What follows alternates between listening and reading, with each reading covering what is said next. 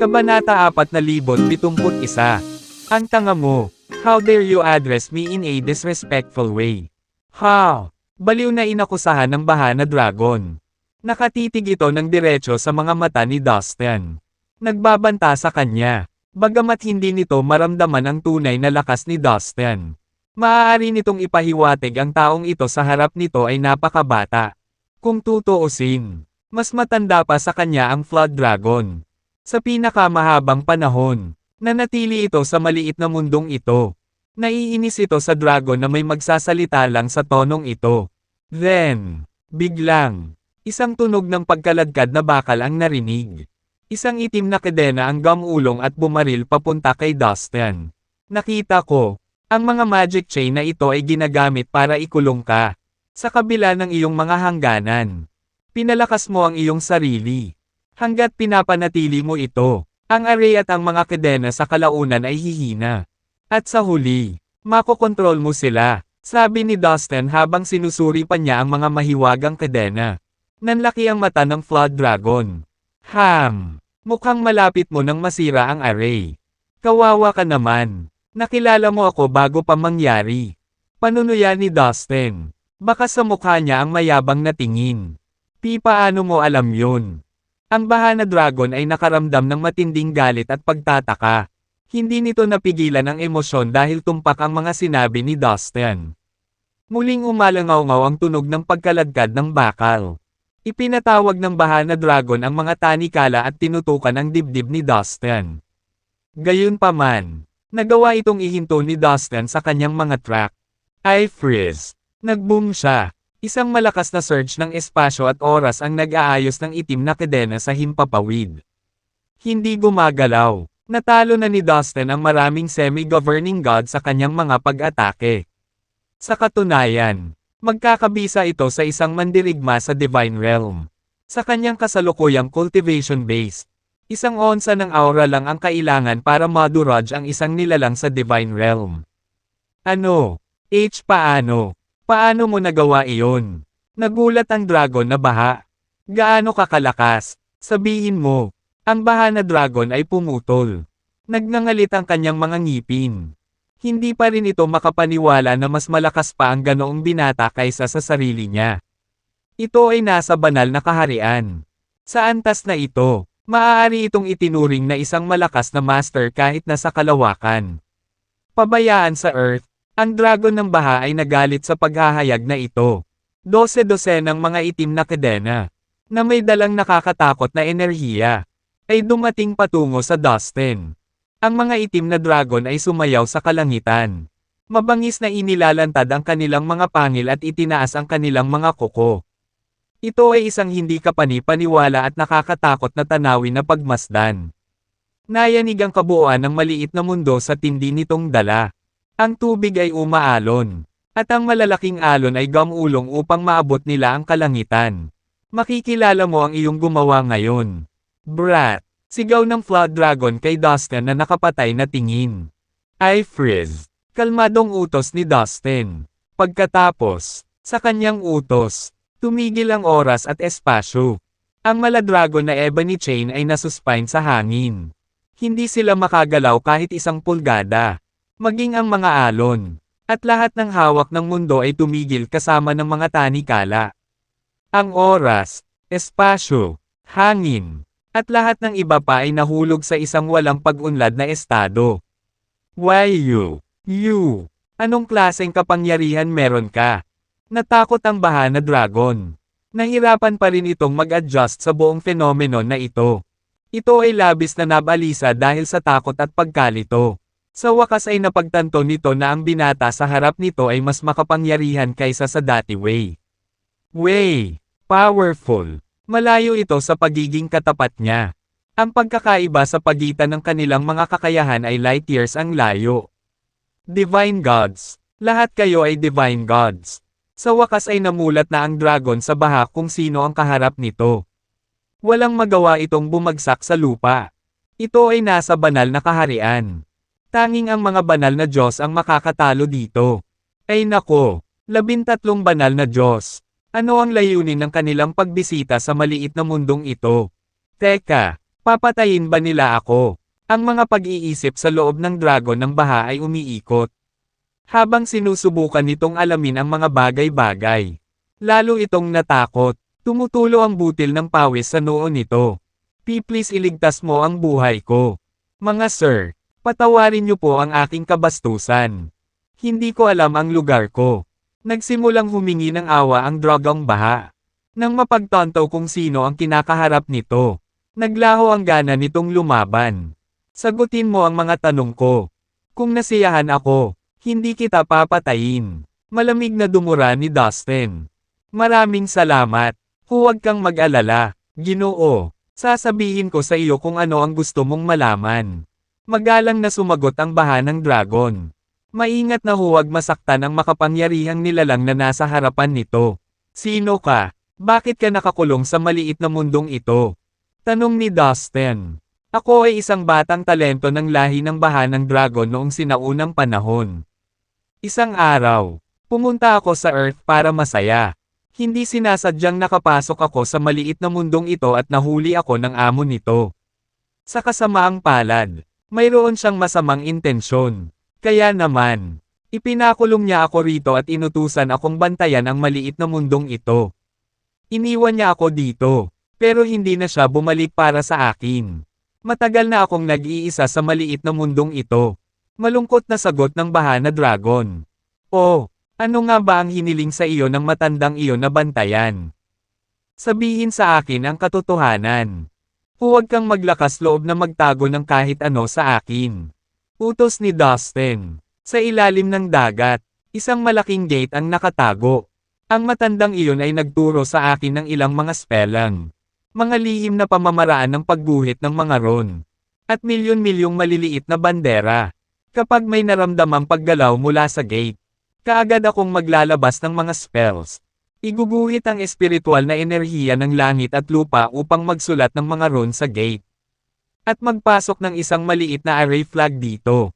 Iniingatan ko ang gate sa loob ng maraming taon at taon sa pamamagitan ng pamamaraang ito. Ito lang ang ginagawa ko. Matapat na sagot ng Flood Dragon. Oh, ayan yon. Babantayan mo ba ang isang gate? Nakipag-eye contact si Dustin sa 12 zodiac animals. Medyo nagulat sila. Tiyak, ang gate na ito ay mahalaga. Bakit hindi natin puntahan ang gate na iyon? Nagtataka. Nag-alok ang asong lumalamon sa langit. Oo, sa tingin ko dapat natin. Tumanggo si Dustin. Pagkatapos, siya at ang 12 zodiac na hayop ay bumulusok hanggang sa ilalim ng dagat. Hoy! Huwag naman po. Ang baha ng dragon ay nag-try off. Parang gusto na sila nitong pigilan. Gayunpaman, ipinagkibit balikat lamang ni Dustin at ng 12 zodiac na hayop ang mga pakiusap nito at dirdiretsong bumaba. Well, ang pagsira sa gate na iyon ay maaaring maging kapaki-pakinabang din para sa akin. Sa sandaling gawin nila, maibabalik ko ang aking kalayaan. Malakas na nagmumuni-muni ang dragong baha. Sa alinmang paraan, ito ay gagana sa pabor nito. Sa paglipas ng mga taon, nakulong ito dito dahil sa gate na iyon. At matagal na itong pagod dito. Si Dustin at ang kanyang mga kasama ang tiket nito sa kalayaan. Hindi nagsisinungaling ang dragon na baha. May gate. Bulalas ni Dustin nang makarating sila sa ilalim ng dagat. May isang gate na nakatayo sa isang patag na lupa sa ilalim ng dagat. Binalot ng banal na ningning ang kabuuan nito. At ito ay kuminang ng maliwanag. Ang tarangkahang ito ay mukhang medyo katulad ng pinto ng palasyo sa Divine Tomb. Pwede ba yon? Nagdududang tanong ng itim na toro. Tama ka, magkamukha sila. Siguro ang gate na ito ay konektado sa Absolute Space. Haka-haka ng asong lumalamon sa langit. So may gate din na konektado sa Absolute Space on the Earth. It's unbelievable. Nagulat si Dustin sa impormasyong ito. Lalo siyang natuwa nang matuklasan kung ano ang mga sikreto ng gate. Habang nakatayo sila sa ilalim ng dagat at nakatitig sa napakalaking gate na nasa unahan. Nabigla at natarante si Dustin at ang 12 zodiac animals. Nararamdaman nila ang kakilakilabot na aura na nagmumula sa gate. At ito ay masyadong katulad para sa kanilang kaginhawaan. Naramdaman na nila ito minsan mula sa palasyo sa kailaliman ng Divine Tomb. Ito ay isang malalim at malakas na aura. Well, dapat ba tayong pumasok at tingnan?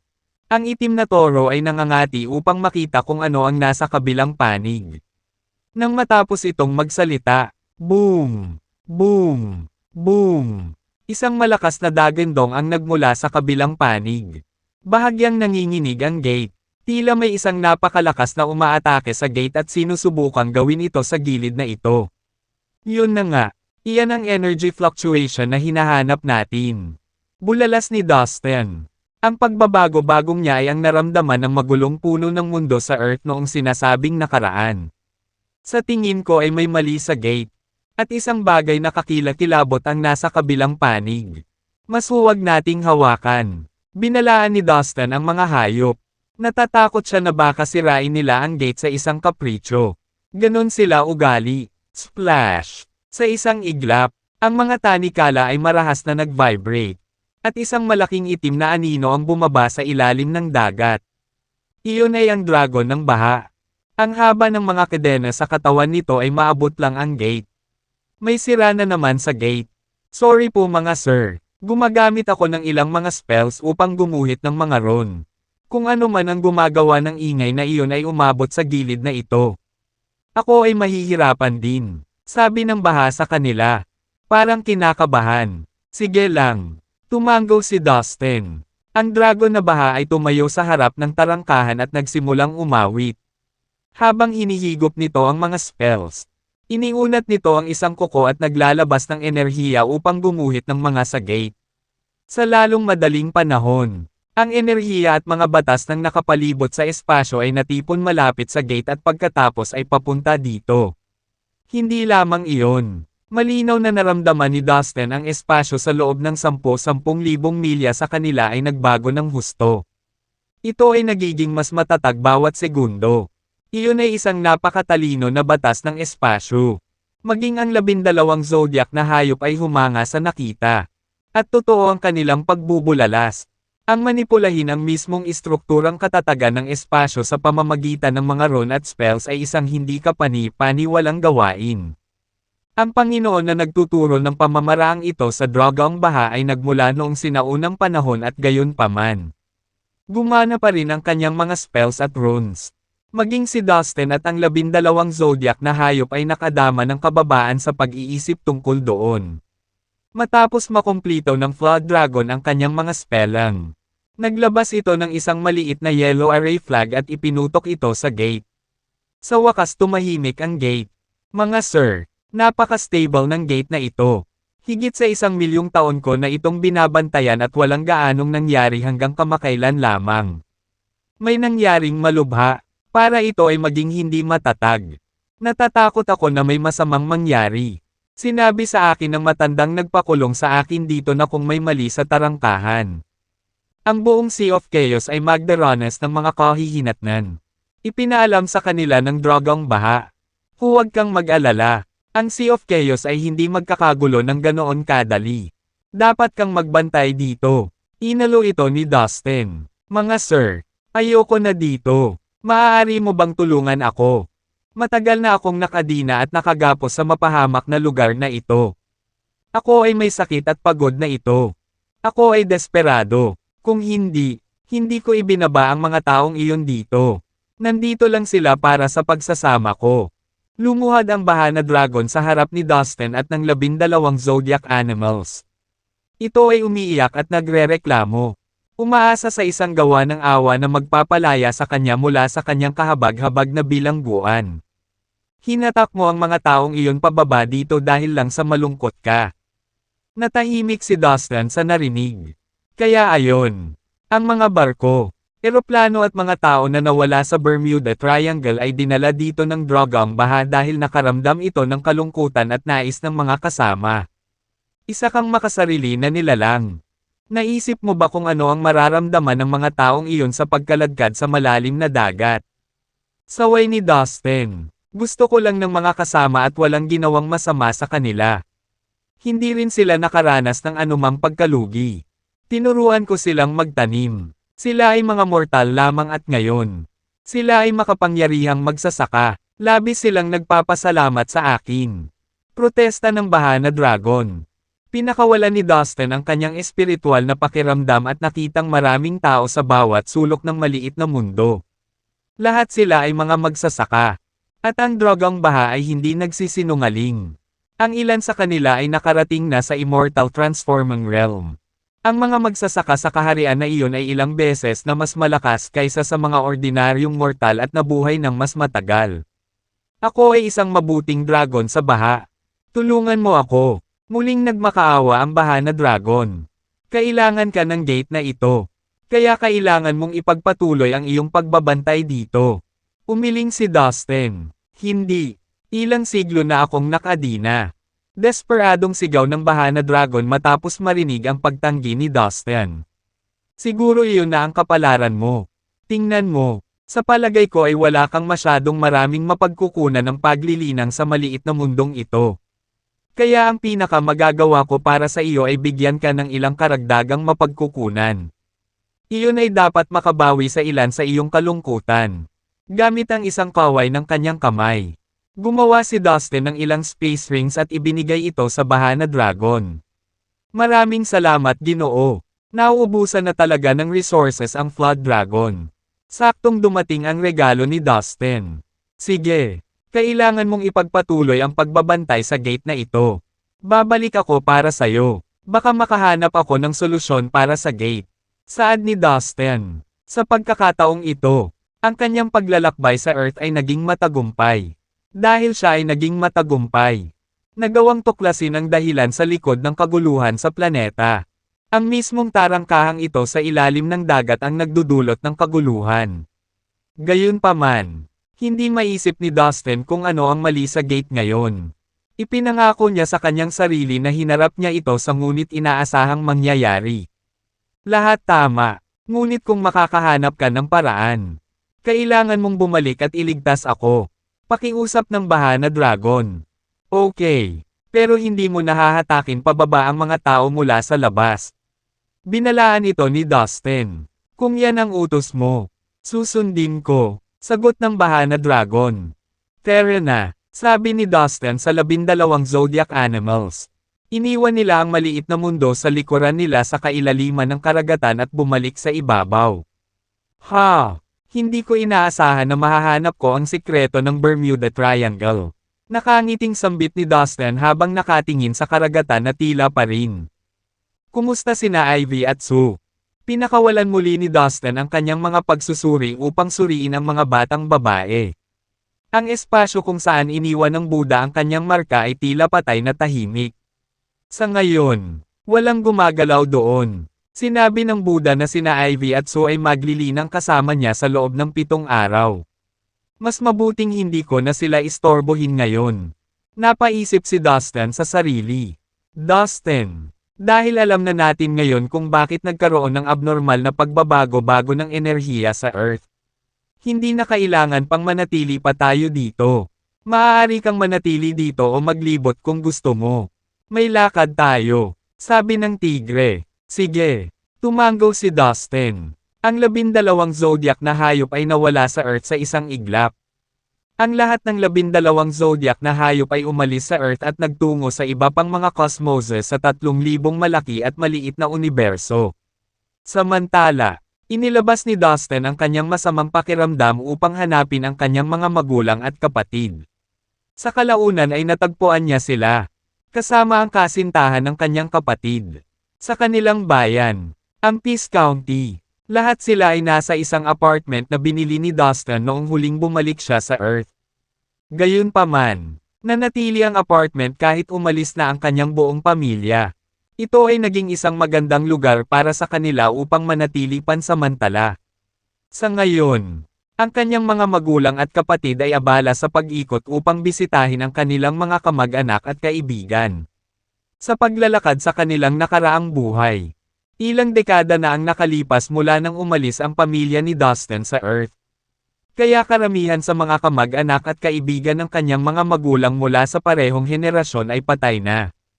Ang mga nabubuhay pa ay nasa 80 o 70 taong gulang na at dumanas ng katandaan at maraming uri ng sakit.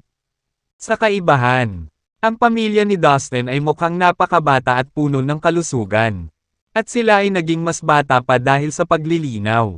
Bagamat ang ina ni Dustin ay talagang mga 70 taong gulang. Parang mga 20 lang siya. Parehong naging mas kaakit-akit ang kanyang maputi at masesela na mukha kaysa sa sinumang celebrity at cyberstar sa Earth. Salamat sa paglilinaw. Nagbago ang konstitusyon ng kanilang buong katawan. Dahil naabot na ni Dustin ang napakataas na antas ng paunang batas ng oras at espasyo.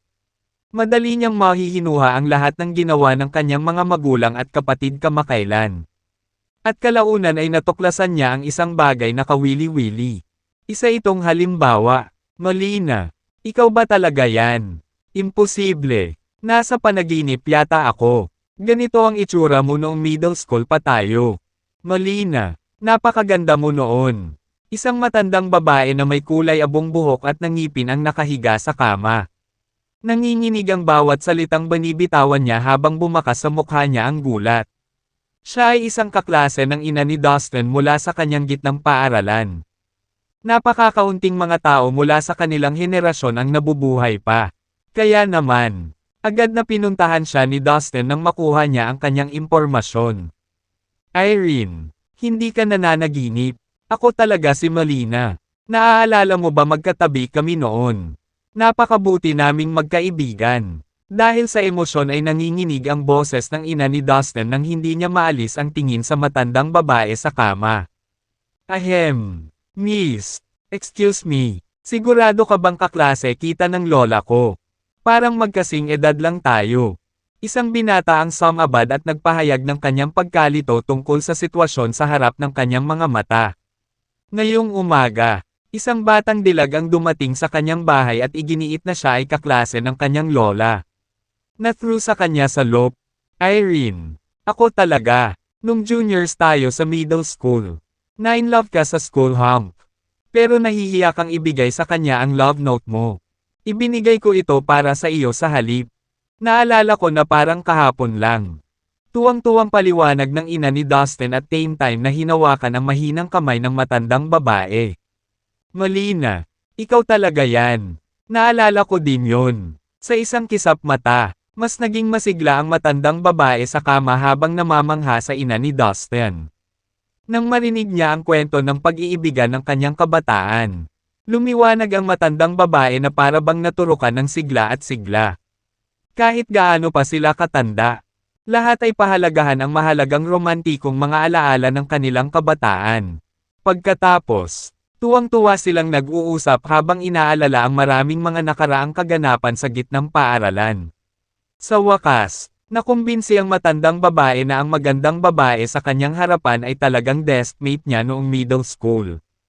Molina, ano ang nangyayari? Ikaw ay dapat na 80 o 70 taong gulang na ngayon. Kamusta ka pa? Anong nangyari? Tanong ng matandang babae. Ang kalituhan at selos ay nag-aaway sa loob niya. Hindi naman siguro kaklase ka talaga ni Lola sa middle school. Seryoso ka? Nakangangalang sa hindi makapaniwala ang binata sa tabi nila. Ang ina ni Dustin ay nag-ingat na panatilihing malabo ang kanyang mga sagot. Hindi inilalantad ang mga detalye ng kanyang sitwasyon. At sinigurado niya mag-iwan ng divine pill para sa kanyang kaklase bago siya nagmamadaling umalis. Nang makaalis na siya, ininom ng matandang babae ang tableta. Makalipas ang kalahating araw, ang kanyang snow white na buhok ay naging itim at ang kanyang balat ay naging makinis na parang seda. Nabago ang kanyang sigla hanggang sa puntong kayanan niyang tumayo at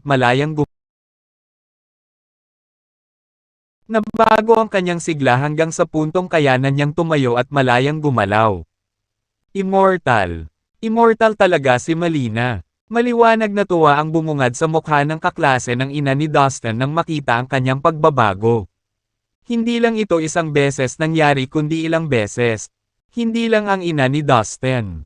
Kanyang ama at kapatid. Nakatagpo din ng parehong mga bagay. Mga 50 o 60 taong gulang na ang mga kaibigan ni Chad. Nang isama niya ang kanyang kasintahan upang bisitahin sila isa-isa. Maraming mahimalang aksyon ang hindi sinasadyang nangyari at nakatawag ng pansin. Para sa mga magsasaka, ito ay karaniwang mga bagay. Ngunit para sa mga ordinaryong tao, sila ay mga himala. Hayaan ko na lang yata sila. Kaya nilang gawin ang anumang makapagpapasaya sa kanila. Isang biglang tawa ang lumabas sa labi ni Dustin matapos niyang makita ang kilos ng kanyang pamilya. Sige, tatambay lang ako sa mga susunod na araw. Bulong ni Dustin sa sarili. Bagamat binalak na niyang umalis sa mundo. Kailangan pa nina Ivy at Sue ng higit pang mga araw para matapos ang kanilang 7 araw na paglilinang kasama ang Buddha. Dahil kailangan pa niyang hintayin ang mga ito. Gumala siya ng walang patutunguhan sa bansa. Ngunit walang mga ordinaryong tao ang makakapansin sa kanya dahil sa kanyang napakahusay na kakayahan sa paggalaw ng katawan at advanced cultivation base ng batas ng oras at espasyo. Oh, di ba? Isa sa pinakatanyag na bundok sa ating bansa. Sige, titingnan ko. Isang kahanga-hangang bundok ang tumaas ng diretso sa timog silangan at tinungo ito ni Dustin. Nang marating niya ang tuktok ng bundok, huminto siya sandali tamasahin ang magagandang tanawin. Maraming turista din ang patuloy na umaakyat at bumaba. At si Dustin ay nakihalo sa kanila habang siya ay gumagala. Sa isang iglap, ang kanyang sarili na pakiramdam ay naging aktibo. Diretsyong tumuturo sa malayong lugar. Isang makapal na kurtina ng ulap at ulap ang pumaligid dito. Habang ang mga makukulay na sinag ng liwanag ay kumikislap sa ulap. Kakaiba yun. May energy vibration na nagmumula sa direksyong iyon. Dahil napakalakas ng cultivation base ni Dustin ng batas ng oras at espasyo. Naramdaman niya agad na may mali. Titignan ko. Agad namang lumapit si Dustin. Tulad ng inaasahan ni Dustin. Isang pasukan ang nakatago sa loob ng isang matarik na bangin. Malaking sinaunang salita ang inukit sa pasukan ng kuweba. Pansayon Grotto. Pansayon Grotto. Mayroong 36 na sagradong grotto ng tao noong sinaunang panahon. Isa ba sa kanila ang Pansayon Grotto? Nagulat si Dustin sa pangalan ng grotto. At naging curious siya sa pinagmulan nito. Ang pasukan ng grotto ay binabantayan ng isang sinaunang hanay. Na sana ay pumihil sa mga ordinaryong tao na makita man lang ang grotto na ito. Gaya ng dati, ang paghawak sa array ay isang piraso ng cake para kay Dustin.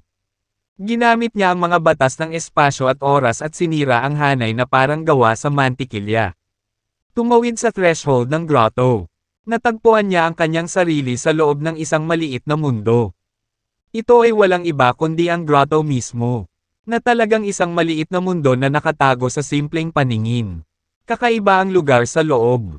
Isang masiglang alon ng paglilipat ng enerhiya sa paligid ni Dustin at nakaramdam ito ng kahanga-hanga. Kung ikukumpara sa labas ng mundo, ito ay magiging isang angkop na lugar para sa paglilinang. Na may sapat na mga katangian na enerhiya at kapangyarihan ng batas sa kapaligiran. Naglakad-lakad si Dustin sa maliit na mundo at walang natuklasang mga palatandaan ng buhay na nilalang kahit saan. Ang lugar ay patay bilang isang doornail. Gayunpaman, ito ay nadama na tahimik at payapa sa halip na nakakapagod at nakakainip. Ang mundo ay walang tirahan. Ngunit umunlad pa rin. May mga gusali sa ilang mga lugar na maringal at kahanga-hanga. O maselang at eleganteng. Ang mga ito ay itinayo sa sinaunang estilo ng Brilliant Kingdom. Ang isa pang karaniwang denominator tungkol sa kanila ay lahat sila ay walang laman. Nagulat si Dustin nang makitang maraming nag-aayos na halamang gamot ang tumutubo sa iba't ibang bahagi ng mundong ito. Sa katunayan, ang ilan sa kanila ay nasa napakataas na antas. Higit pa rito, daan-daang sisidlan ng mga tagapagpahiwatig na bato ang nakatago sa ilalim ng lupa. Ang mga sumusunod ay lubos na angkop para sa mga bagong magsasaka. Bulong ni Dustin habang nagtataka siyang tumingin sa paligid. Wow! Posible ba iyon? Iyon ay mga banal na kristal at mahiwagang damo. Biglang nagulat si Dustin nang matuklasan niya ang mga banal na kristal na nakatambak sa isang liblib na lugar. Maraming mahiwagang damo ang tumatakbo sa paligid. Ngunit sa sandaling naramdaman nila ang pag-iral ni Dustin. Agad itong nawala sa lupa.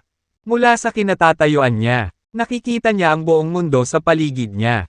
At napakaganda nito. Ito ay isang mundong puno ng nakasisilaw na mga ilaw at isang siksik na banal na aura. Bawat pulgada ng palasyo sa ilalim ng lupa ay naglalabas ng malambot at gininto ang kinang. Binibigyan ito ng anyo ng isang solemna at sagradong espasyo. Huwetahan na, ang mga simbolo na ito ay may kaugnayan sa katawan ng tao. Biglang nahulog ang mga mata ni Dustin sa larawan ng isang katawan ng tao na iginuhit sa isa sa mga dingding ng isang secret chamber. Natuklasan niya na ito ay ipininta gamit ang iba pang uri ng mahiwagang rune at linya. Oh, mukhang ang cultivation method ng Introduction to Vital Energy Circulation. Natagpuan ni Dustin na pamilyar ang mga rune. Oo, iyon lang. Pinag-aralan niyang mabuti ang larawan at napatunayang iyon nga ang naisip niya. Gayunpaman, sa kasamaang palad, ang mga hakbang na ibinigay sa larawan ay hindi kumpleto. Gayunpaman, hindi lang iyon ang kakaibang bagay. Hoy, medyo iba ang itsura sa nilinang ko. Mayroong ilang mga karagdagang pattern dito. Bilang karagdagan sa kung ano ang na-master ko na. Napansin ni Dustin ang pagkakaiba pagkatapos suriin ng ilang sandali ang larawan. Sinasabi na ang Introduction to Vital Energy Circulation at ang Triple Avatar Skill ay parehong lihim na kasanayan ng triple sect na nakabase sa Earth. Posible kayang totoo ang mga kwentong nakapalibot sa pinagmulan nito. Posible bang ang triple sect ay nagmula sa Taoismo ng Brilliant Kingdom? Nawala sa pag-iisip si Dustin habang iniisip ang mga implikasyon ng pagpipinta. Naalala niya na mayroong tatlong makapangyarihang figure sa Taoismo. Ito ang tatlong pinakaginagalang na mga tao sa kulturang Daoist. Hinala ni Dustin na ang triple sect ng 3,000 malaki at maliit na universo ay sa katunayan. Ang Taoismo ng Brilliant Kingdom mula sa Earth. Kung iyon ay totoo, kung gayon ang paghahanap sa grotto na ito na inukit ng Introduction to Vital Energy Circulation ng triple sect ay hindi isang kakaibang bagay. Lalo na dahil ang Pansayon Grotto ay isa sa 36 na sagradong grotto ng Daoist. Kahit na bahagi lamang ito ng Introduction to Vital Energy Circulation, mas kumpleto pa rin ito kaysa sa nilinang ko noon. Marahil ito ang nawawalang piraso. Kung hindi ko nilinang ang kumpletong pamamaraan. Kung gayon hindi nakakagulat na hindi ako makagawa ng anumang pag-unlad. Kaya ang bottleneck ay dahil sa hindi kumpletong pamamaraan at hindi sa sarili kong kawalan ng kakayahan. Kabisado ni Dustin ang larawan sa dingding. Wait, ang grotto na ito ay isa lamang sa 36 na sagradong grotto.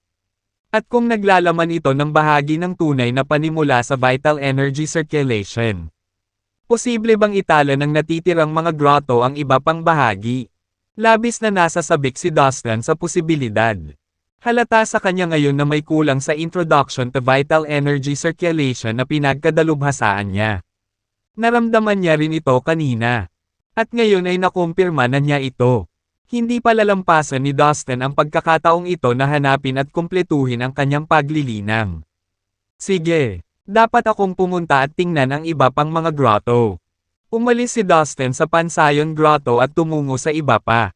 Hindi mahirap hanapin ang lokasyon ng natitirang 35 grotto. Dahil ang mga ito ay mahusay na naitala sa maraming sinaunang mga teksto. Kaya lang hindi sila mahanap ng mga ordinaryong tao dahil ang lahat ng kanilang pasukan ay sakop ng mga protection array. 1/3. Kahit na aksidenteng natagpuan sila ng mga tao, hindi sila nakapasok. Si Dustin ay isang makapangyarihang magsasaka at sa makatuwid. Walang problema sa paghahanap ng susunod. Ang grotto na ito ay matatagpuan sa timog silangan na sulok ng Brilliant Kingdom at 34,000 talampakan ang taas na may mga gumugulong na burol hanggang sa mata ni Dustin. Muli, madaling sinira ni Dustin ang hanay sa pasukan ng grotto at naglakad papasok. Ang grotto na ito ay isa ring maliit na mundo, ng mga katulad na sukat at kapaligiran gaya ng Pansayon Grotto. Masusing hinanap ni Dustin ang bawat pulgada ng grotto. At nagbunga ang kanyang dedikasyon. Natagpuan niya ang isa pang bahagi ng Introduction to Vital Energy Circulation sa isang napakagandang palasyo sa ilalim ng lupa. Mukhang tama ang espekulasyon ko. Ang bawat isa sa 36 na sagradong grotto ay mayroong isang bahagi ng Introduction to Vital Energy Circulation. Pinalakpakan ni Dustin ang kanyang mga kamay sa sobrang tuwa. Isa-isang pinuntahan ni Dustin ang bawat isa sa 36 na sagradong grotto at tinipon ang 36 na bahagi ng Introduction to Vital Energy Circulation. Sa wakas, pinagsama niya ang lahat ng piraso sa kanyang isip at, hindi pa rin kompleto. Sa masasabi ko, wala pang kalahati ito ng kailangan ko. Napakunot ang noo ni Dustin nang mapagtanto niya ito. Naisip niya na magagawa niyang tipunin ang buong pamamaraan ng Introduction to Vital Energy Circulation pagkatapos bisitahin ang lahat ng sagradong grotto. Ngunit ang paghahanap ng mas mababa sa kalahati nito ay sa halip ay nakakabigo. Ang masama pa nito, wala siyang ideya kung saan hahanapin ang iba pa. Pagkatapos ng 36 na grotto, ano pang lugar ang posibleng hawakan ang mga natitirang piraso? Tanong ni Dustin sa sarili. Sa isang iglap, ang mga tradisyon ng Taoista ay nagsasalita ng 72 banal na lupain bilang karagdagan sa 36 na sagradong grotto. Siyempre, sigaw ni Dustin. Kaya mukhang kailangan ko ring bisitahin ang 72 banal na lupain para mahanap ang nawawalang mga link. Nagmamadaling lumabas si Dustin. Siya ay pagpunta sa ipunan ang mga piraso ngayon. Ang Eternal South Mountain. Ang isa sa 72 banal na lupain ay dapat nasa malapit na lugar. Sabi niya sa sarili niya nang mapunta siya sa matayog na bundok. Pagkaraan ng ilang sandali, ayan, nakita ko na. Tuwang-tuwa si Dustin nang bumagsak ang kanyang mga mata sa isang bagay at tumakbo siya patungo sa isang bangin. Napadpad siya sa isang nakausling bato na nakasabit sa himpapawid. Sa malapit na inspeksyon, ito pala ang pasukan sa ibang espasyo. At hinarangan din ito ng isang sinaunang hanay. Gamit ang pagkakaway ng kanyang kamay. Sinira ni Dustin ang hanay at pumasok. Gaya ng inaasahan niya, may maliit na mundo sa kabilang dulo ng pasukan. Kaya ang mga sagradong grotto at banal na lupaing ito ay walang iba kundi maliliit na mundong nakatago sa loob ng mga sikat na bundok. Bulong ni Dustin sa sarili. Wey, tama ang hula ko. Excited na sabi ni Dustin. Pagkatapos nito, binisita niya ang lahat ng 72 banal na lupain ng Taoismo. Ang mga lokasyon ng 72 sagradong lupain ay hindi inilihim. Tulad ng 36 na sagradong kuweba. May mga record ng gayong mga lokasyon sa kanilang sinaunang aklat ng Taoismo na umikot sa mga tao. Sa wakas, nakolekta ni Dustin ang lahat ng mga formula ng panimula sa vital energy circulation. Sa isa sa mga sagradong lupain, nakagawa si Dustin ng isang nakakagulat na pagtuklas. Nakakita siya ng 3 magkakahawig na larawan ng mga katawan ng tao na nakaukit sa isa sa mga pader na bato.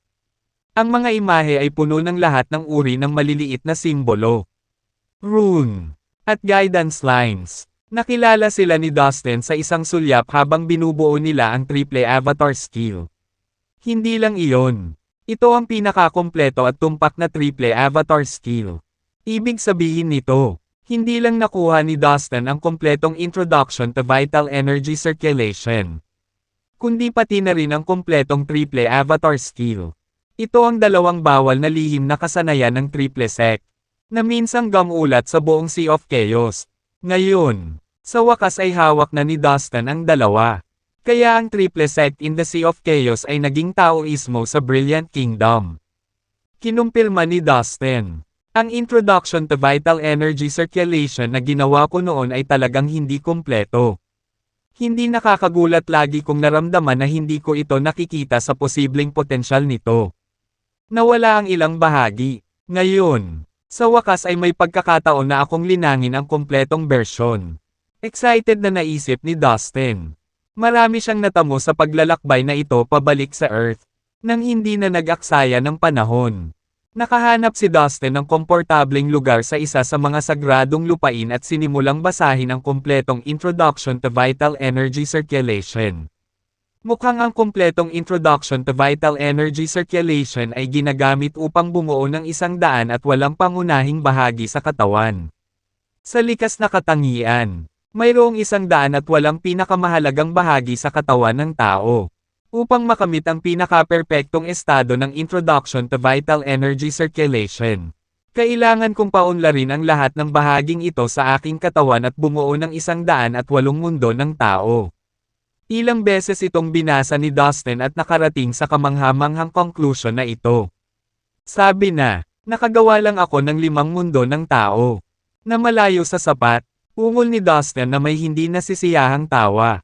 Well, ang introduction to vital energy circulation ay malapit na sa 36 na sagradong kuweba at sa 72 sagradong lupain ng Taoismo. Ang bawat bahagi ng katawan ng tao ay tumutugma sa isang sagradong kuweba o isang sagradong lupain.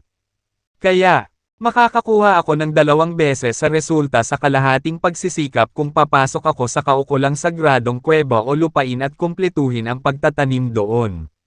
Naging malalim si Dustin sa kanyang pag-aaral at nakahanap ng isa pang mahalagang pagtuklas. Nakikita ko, nilikha ng triple sect ang Introduction to Vital Energy Circulation dahil inspirasyon sila ng 36 na sagradong kuweba at 72 sagradong lupain ng Taoism. Haka-haka ni Dustin. Bueno, sa kasong ito, gagamitin ko itong mga sagradong kuweba at lupain para linangin ang panimula sa vital energy circulation sa pinakakumpletong antas nito. Gumawa ng desisyon si Dustin. Pagkatapos ng maingat na pag-iisip, gumawa siya ng avatar at pinuntahan ang kanyang mga magulang. Nakitang kapatid, Ivy, Sue at ang iba pa. Samantala, ang kanyang aktwal na katawan ay pumasok sa isa sa mga sagradong kuweba at nagsimula ng isa pang mahabang proseso ng paglilinaw. Upang makamit ang kumpletong daan paglilinang ng Introduction to Vital Energy Circulation, kinakailangan ang pagbuo ng 1 at 8 pangunahing bahagi ng katawan ng tao, na ang bawat isa ay tumutugma sa isang sagradong kuweba o isang sagradong lupain.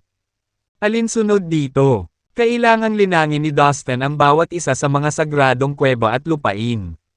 Makalipas ang ilang araw, sa ibang bansa ang maliwanag na ilaw ng Buddhist ay biglang sumikat sa kalangitan. Ilang mga sinaunang Buddha ang nakaupong nakakross ang paa sa kawalan habang binibigkas ang mga sinaunang kasulatan. Sa sandaling ito, dahan-dahang lumitaw ang mundong Budista. Sa gitna ng daigdig ng mga Budista ay nakatayo ang isang mataas na puno ng Bodhi. Isang Buddha, kasama ang 2 magagandang babae. Ang nakaupong nakakross ang paa sa ilalim ng puno. Ang 2 babae pala ay sina Ivy at Sue. Ivy, Sue. Sa wakas natapos mo na ang iyong cultivation. Tuwang-tuwa ang avatar ni Dustin nang masaksihan ang eksenang ito. Ginamit niya ang kanyang kakayahan upang maglakbay ng katawan at bisitahin ang mundo ng Budista. Sa mundong Budista, si Ivy at Sue ay nagpapasalamat kay Buddha. Kayong dalawa ay mayroong Crystal Buddha Body at ang pag-asa ng kaligtasan ng Budismo sa humihinang panahon ay nasa inyong mga kamay. Tandaan! Kailangan mong isulong ang doktrina ng Budismo at subukang gawing umunlad at umunlad muli ang Budismo. Sabi ng Buddha kina Ivy at Sue, huwag kang mag-alala, dakilang Buddha, gagawin namin ang iyong sinabi at isapuso namin ito. Sumagot sina Ivy at Sue ng may pananalig at paggalang. Mukhang itinuring ni Buddha sina Ivy at Sue bilang kanyang mga disipulo. Siguradong malaki ang natamo nilang dalawa nitong nakaraang 7 araw. Masayang bulong ni Dustin sa sarili. Bueno, umalis ka at ingatan mo ang iyong sarili palagi. Marahan na nagpaalam kay Buddha. Isang malaking puwersa ang nagpapalayo kina Ivy at Sue mula sa daigdig ng mga Budista at hindi natagpuan ay natagpuan ng 2 babae ang kanilang sarili sa tabi ni Dustin. Nagpapasalamat kami sa iyong mga turo. Sabi ni Dustin sa Buddha na may ngiti at magalang na yumoko. Ilang sandali. Tinitigan ng Buddha si Dustin gamit ang kanyang magiliw at matalinong mga mata. Young man, I have a hunch that we might have the chance to meet again. And next time we meet, we'll be in the same space and time. Ang sabi ni Buddha kay Dustin naramdaman ang ilang sandali. Sa isang kisap mata, ang daigdig ng Budista, ang ilaw ng Budista sa kalangitan at ang mga sinaunang Buddha na nakaupong nakakross ang paa sa kawalan ay nawala lahat. Dustin, marami tayong natutunan at natamo sa nakalipas na 7 araw. Excited na sabi ni Sue. Ang nagpaalis sa iyo kanina ay isa sa mga dakilang ninuno ng Budismo. Mula nang magsanay ka sa kanya ng Budismo, natural na marami kang natamo. Nakangiting sabi ni Dustin.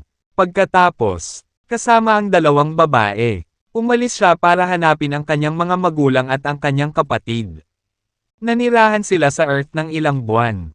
Bago sila umalis, habang ang tunay na katawan ni Dustin ay nanatili pa rin sa Earth, na naglilinang sa isa sa mga sagradong kuweba. Makalipas ang isang buwan, sa isang kilalang bundok sa Brilliant Kingdom, isang malakas na puwersa ng pagsipsip ang biglang sumabog. Mabilis na kumalat sa buong 3,000 malaki at maliliit na universo. Napakalakas ng hindi mapigil ang puwersa ng pagsipsip na ito ay kumalat pa sa ibang mga lugar sa Sea of Chaos.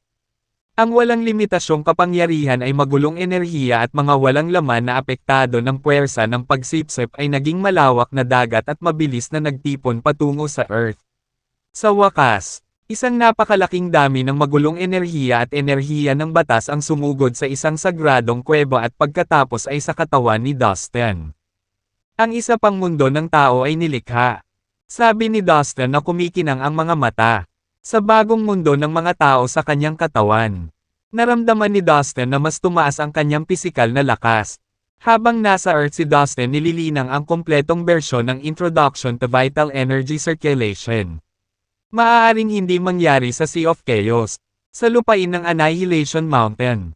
Isang lumulutang na banal na bundok ay maliwanag na nagniningning sa kalangitan ng.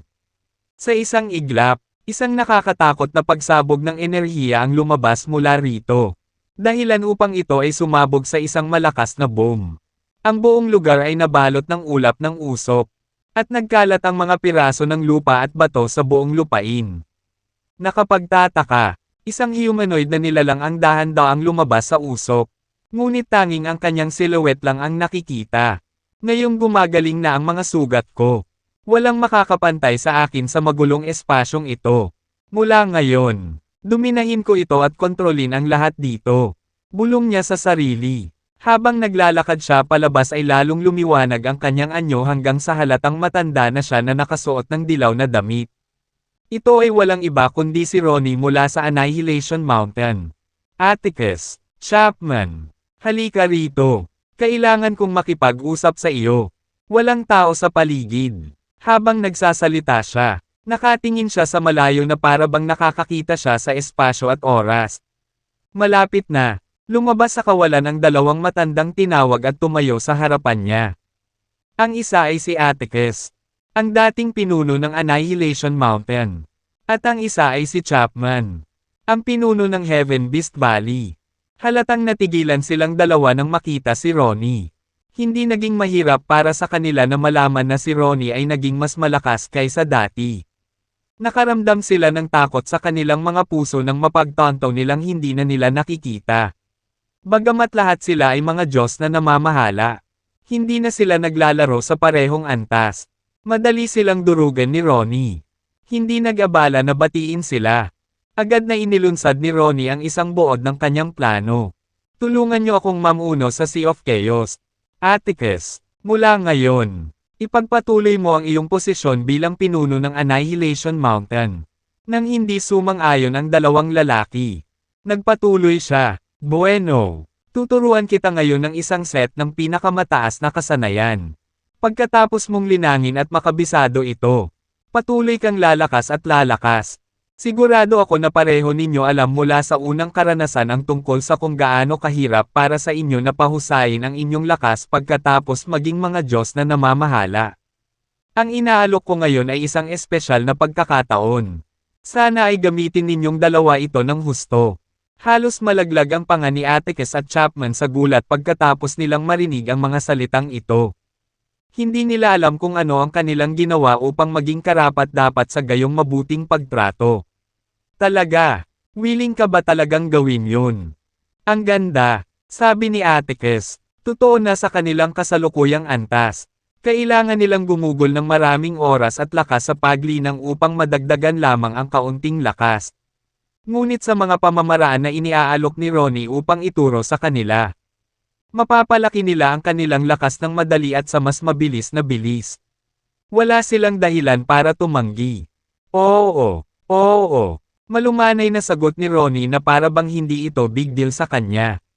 Sa pamamagitan ng isang kaway ng kanyang kamay, Ipinarating niya ang ilang impormasyon tungkol sa magic skill sa pareho nilang sources sa pamamagitan ng espiritual na kahulugan.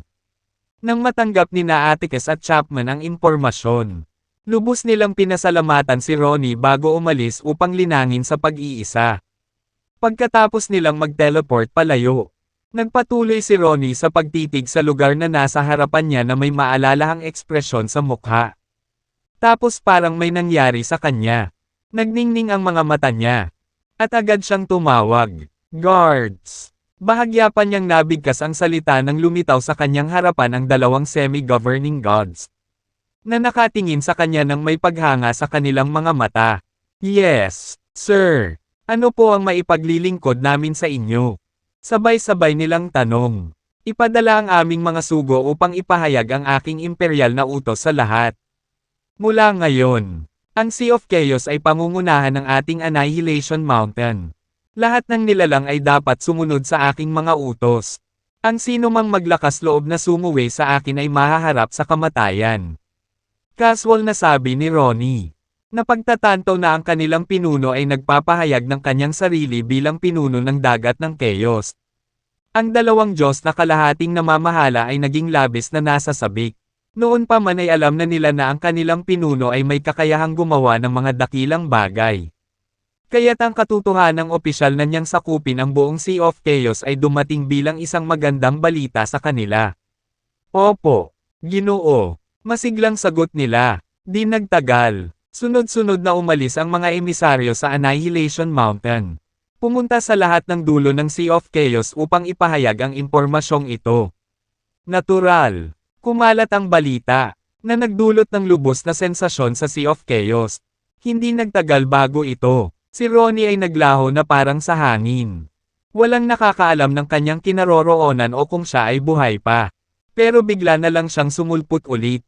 Sa tuwing binabasa ng isang emisaryo ang kautusan ng Imperial, lalabas ang nakakatakot na projection ng isang matandang nakadilaw na damit. Sa pagtatapos ng araw, halos lahat ng mga nilalang sa Sea of Chaos ay nakakita sa kanya ng marilag na pagpusada sa kawalan. Sa katunayan, ang projection na ito ay isang marka na iniukit ni Ronnie sa Imperial Edict. Bagamat hindi ito isang nasa salat na nilalang, nagbigay ito ng nakakatakot at nangingibabaw na aura na nagdulot ng takot sa puso ng lahat ng nilalang. Hindi man lang sila naglakas loob na tingnan ang projection ng matanda sa mata. Siyempre, ang takot ay tumagal lamang ng ilang sandali. Nang bumagsak ang balita, lahat sila ay sumabog sa talakayan. Naniniwala ka ba sa nerve ng Annihilation Mountain? Gusto talaga nilang pamunuan ang buong Sea of Chaos. Napakaraming makapangyarihang puwersa sa Sea of Chaos ngayon. Paano aasahan ni Ronnie na ang Annihilation Mountain ang mamumuno? Hindi ba ito magiging digmaan? Ang ganitong mga komento ay maririnig sa lahat ng dako sa Sea of Chaos. Siyempre, ang lahat ng mga nilalang ay nagsasalita sa mahinang boses o nakipag-usap sa pamamagitan ng espiritual na kahulugan upang makatakas sa pansin ni Ronnie. Sa kasamaang palad para sa kanila, ang matandang nakadilaw na lalaki ay may kahanga-hangang malakas na espiritual na kahulugan. Nang marinig niya ang ilan sa mga talakayang ito, nagalit siya. Mahina lang kayong lahat. How dare you badmouth the Annihilation Mountain? Ipapakita ko sa iyo kung ano ang mangyayari sa mga taong lumalaban sa atin. Angal niya, nang matapos niya ang mga salitang iyon.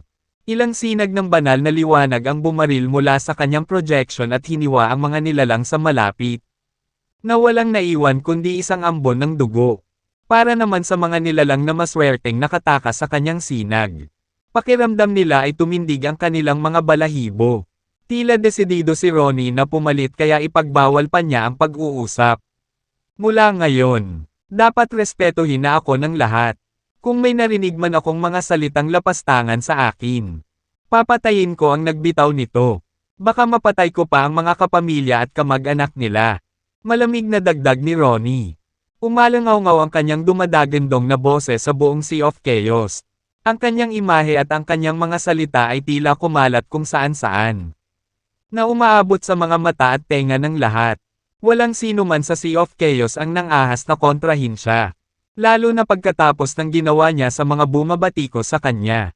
Gayunpaman, Alam nilang lahat na ito ay simula pa lamang. Ang imperial na kautosang ito ay higit na isang deklarasyon ng digmaan kaysa anupaman. Kung gusto ni Ronnie na pamunuan ang Sea of Chaos, kailangan muna niyang paikop sa kanya ang iba pang 6 na super force. Ang 6 pang puwersang ito ay ang Beast City, ang Demon City, ang Underworld, ang Divine Corpse Palace, ang Novel Court, at ang Kalyadong Hukbo. Ang isang kakilakilabot na digmaan ay tiyak na magsisimula sa lalong madaling panahon. Kahit sinong manalo sa huli, ang buong Sea of Chaos ay mapupuno ng dugo at mga bangkay. Sabi ng isang random na nilalang. Buntong hininga na may mabigat na puso. Ngunit mula sa Beast City, sa Demon City, sa Underworld, sa Divine Corpse Palace, at sa Novel Court, walang iba kundi ang pangungutya at tawanan. Ang 5 super force na ito ay agad na nagsimulang palihim na magpadala ng kanilang mga sundalo. Ang mga hukbo, na nilagyan ng mga sandata o mahiwagang kayamanan, ay isa-isang inilipat sa mahahalagang lugar. Ang lahat ng mga sundalo ay nakasuot ng baluti mula ulo hanggang paa. Malinaw na naghahanda ang 5 super force para sa paparating na digmaan. Ang imperial na utos ni Ronnie ay nagpagulo sa buong Sea of Chaos. Napuno ng tensyon ang hangin, na para bang may bagyong sasapit sa kanila. Kinabukasan, labis na ikinagulat ng lahat. May isa pang utos ng imperial. Ang mga emisaryo ng Annihilation Mountain ay naglibot sa buong Sea of Chaos at inihayag na mula ngayon ng mga komunidad sa universo. Lahi ay kailangang magbigay ng mga klase. Lahat saan-an sa tamang oras. Ang dami ng mga nakikita na kailangan nilang iambag ay matutukoy ng Annihilation Mountain batay sa kanilang mga lakas at kakayahan. Higit pa rito, ang 6 na super force ay magbigay ng mga sagot sa mga paraan sa isang napapanahong paraan. Sa sandaling lumabas ang balita, ang buong Sea of Chaos ay nagulat. Kung tutuusin, walang katotohanan na hinihiling sa lahat ng puwersa ng Sea of Chaos na magbigay ng pugay. Magkahalong emosyon ang mga residente sa pagsubok na ito, lalo na ang mga pinuno. Alam ng lahat na seryoso si Ronnie. At siya ay tunay na nauukol sa kanyang sarili bilang pinuno ng Sea of Chaos. Let's see how it goes. Siguradong hindi susuko kay Ronnie ang 6 pang super forces. Nawala na ba sa isip si Ronnie? Saan niya nakukuha ang ganitong kapangahasang hominin ang 6 na super forces ng sabay-sabay? Ganon ba siya kadaya na sa tingin niya ay kaya niyang harapin ang lahat ng ito? Ang mga nilalang ay hindi makapaniwala. Wala silang makatwirang dahilan sa likod ng matapang na pagkilos ni Ronnie. Para sa kanila, parang stream kabaliwan. Obviously, siya ang dahilan ng sensasyon sa Sea of Chaos. Samantala, sa Novel Court, isang malakas na boses ang umalangaw-ngaw sa labas ng headquarters nito. Sa sino mang mamumuno sa lugar na ito, mas mabuting lumabas ka at tanggapin si Master Ronnie. Ang hinihinging tono ay maririnig sa buong punong tanggapan. Pagkatapos, biglang lumitaw ang isang malaking batalyon mula sa kawalan. Nagmarcha sila sa tumpak na synchrony habang nagtitipon sila sa labas ng punong tanggapan ng Novel Court. Hindi mabilang na mga magsasaka ang nagsiksikan sa buong espasyo. Sa harap ng nakakatakot na hukbong ito, magandang umupo si Ronnie sa isang karwahe. Ang kalisya ay hinayla ng 8 baha na dragon. Ang bawat isa sa kanila ay higit sa 100,000 talampakan ang haba. Nakakakilabot ang kanilang aura na makita lamang ito ay manghihingi ng sinumang nilalang. Katulad sila ng mga bundok, pataas pababa sa kanilang mga naglalakihang anyo. Ito ay isang marilag na tanawin upang pagmasdan. Ang mga dragon ng baha ay bihira sa dagat ng Chaos. Halos hindi sila nagpakita ng kanilang sarili sa mata ng publiko. Dahil dito ay mas naging banta ang hitsura ni Ronnie. Nang makitang may kasama siyang 8 dragon, natulala ang mga tao sa paligid.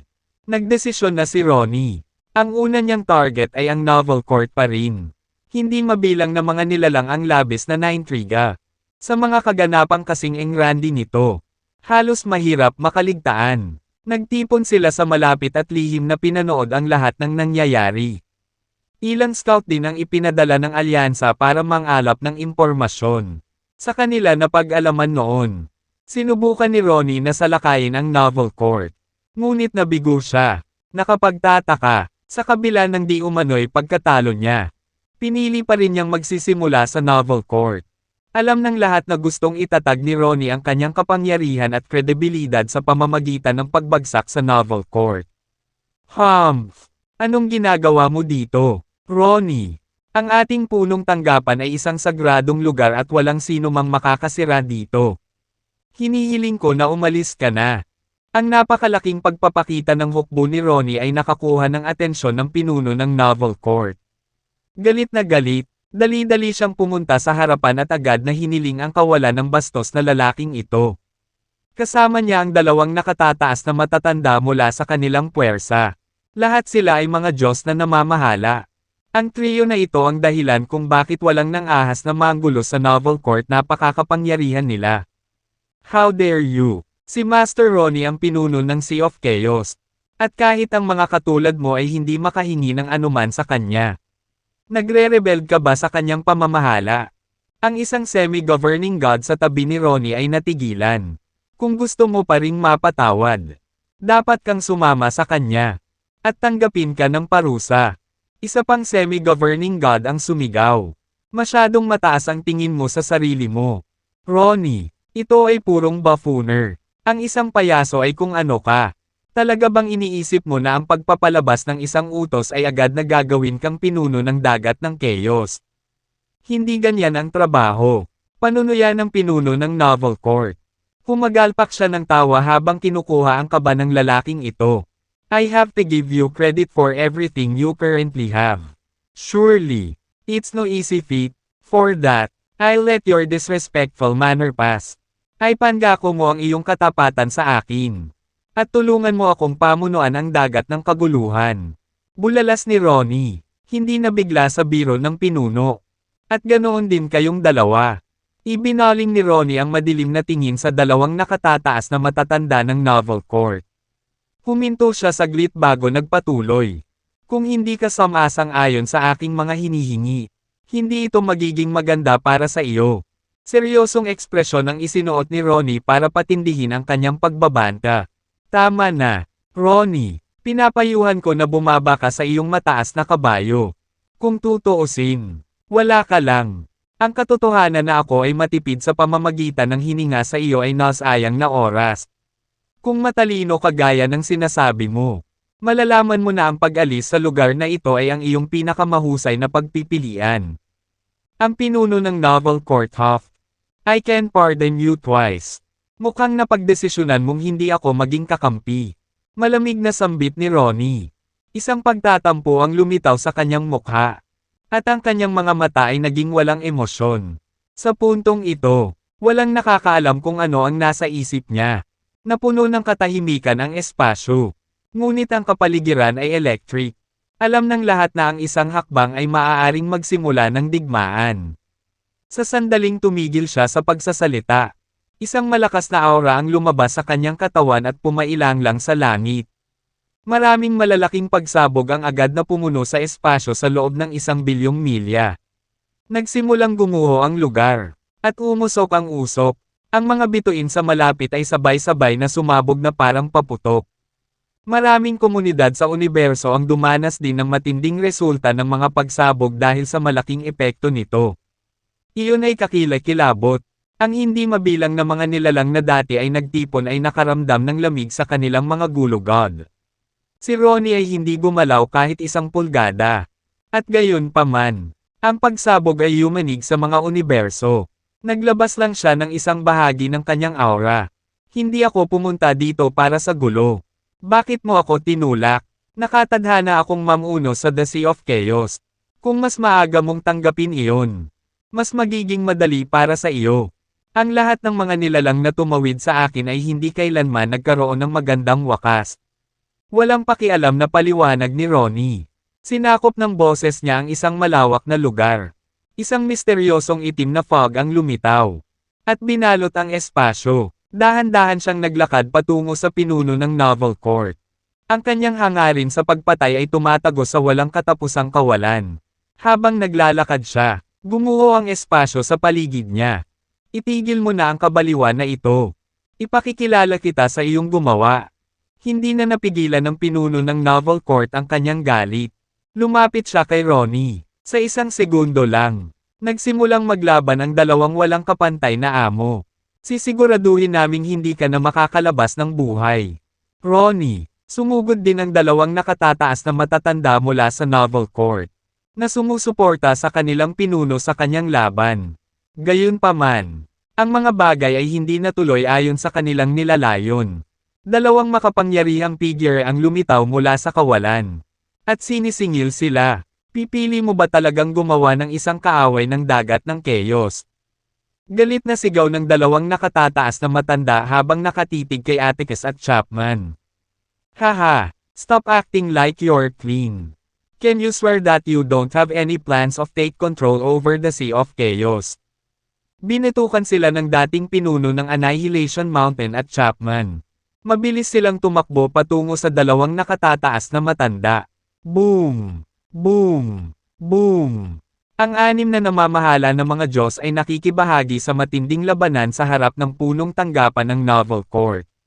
Ginawa nila ang kawalan sa isang napakalaking misa. Ang pinsalang dinala nila ay umabot sa milya at milya. Ang iconic na labanan na ito ay umakit ng hindi mabilang na mga nilalang na panoorin. Ito ay hindi maaari. Paano ka naging ganito kalakas? Ronnie. Bulalas ng pinuno ng Novel Court. Ramdam niya ang dahan-daang pagpalo ni Ronnie sa kanya. Nahirapan siyang pigilan ang mga atake niya at ipagtanggol ang sarili. Kaya naman, nagtamo siya ng matinding sugat. How is this possible? Nung inaway kita last time. Hindi ka ganito kalakas. Hindi makapaniwalang sigaw ng pinuno. Nagpatuloy ang laban. At sa huli, isa na namang suntok ang natanggap niya at sa pagkakataong ito, nagkapira-piraso na siya. Whoosh! Isang maliwanag na tanda ang nagbabantay sa espiritual na kaluluwa ng pinuno. At nagawa niyang tumakas mula sa larangan ng digmaan. Walang makapagsabi kung saan siya nagpunta. Lahat kayong lumakas. Paanong nangyari ito? Ibang-iba ito sa huling pagkakataon. Ang dalawang iba pang nakatataas na matatanda ng Novel Court ay nagbahagi ng parehong damdamin. Naramdaman din nila ang pagkakaiba. Masigla pa rin silang lumaban. Ngunit sa huli, tumanggap sila ng malubhang pinsala. Dahil alam nilang hindi sila kalaban ng kanilang mga kaaway. Mabilis na tumakas ang dalawang nakatataas na elder. Pasok at patayin ang lahat ng nilalang sa loob. Nag-utos si Ronnie, na sinenyasan ang kanyang mga tauhan na sakupin ang punong tanggapan ng Novel Court. Oh my God! Natalo ang Novel Court.